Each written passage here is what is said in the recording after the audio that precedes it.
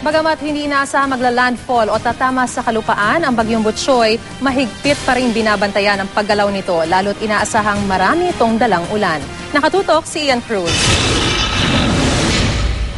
Sa pagtaya ng Pag-asa, di tatama sa kalupaan ang bagyong si Butchoy, pero dahil sa hanging habagat, magiging maulan daw ang kanlurang bahagi ng Luzon at Visayas kasama ng Metro Manila. Kaya puspusan din ang pagbabantay sa mga dam. Ang Magat Dam sa Isabela ang isa sa tinututukan na kapag umapaw, base sa karanasan ay nagdudulot ng mga pagbaha sa Isabela at Cagayan.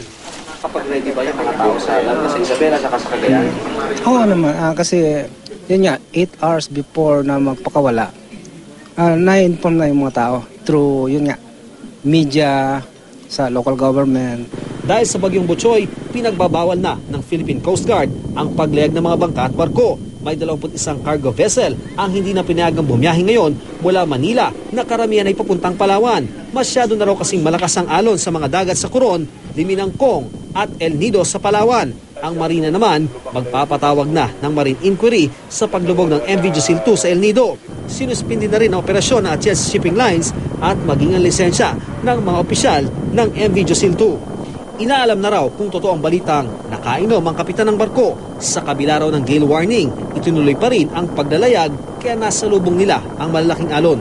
Isang malaking paglabag ng kapitan ng barko sa kanyang pananagutan na siguraduhin ang tamang bilang ng kanyang pasahero. Kasalapad kasi na 1.2 nautical miles doon sa passage na dinaanan niya ay kung bakit na paabot siya doon sa 20 meters lang kalapit doon sa shoreline, hindi dapat napadpad ng ganoong kalapit ang nasabing barko. Sa pinakahuling tala ng NDRMC, umabot na sa 10 ang bilang na namatay. 43 pa ang nawawala dahil sa sama ng panahon nito nagdaang mga araw. Sa Surigao City, tuloy pa rin ang paghahanap sa 3 sakay ng tumaob na motorbangka malapit sa karagatan ng Buenavista nitong Miyerkules. Hindi pa rin tukoy ang pagkakakilanlan ng mga biktima. Actually, yun ang intention ng gale warning kasi ang expected na strength ng wind alas abot ng 60 kilometers per hour.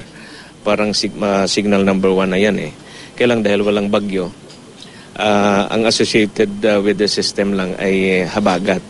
Ian Cruz, Nakatutok, 24 Oras.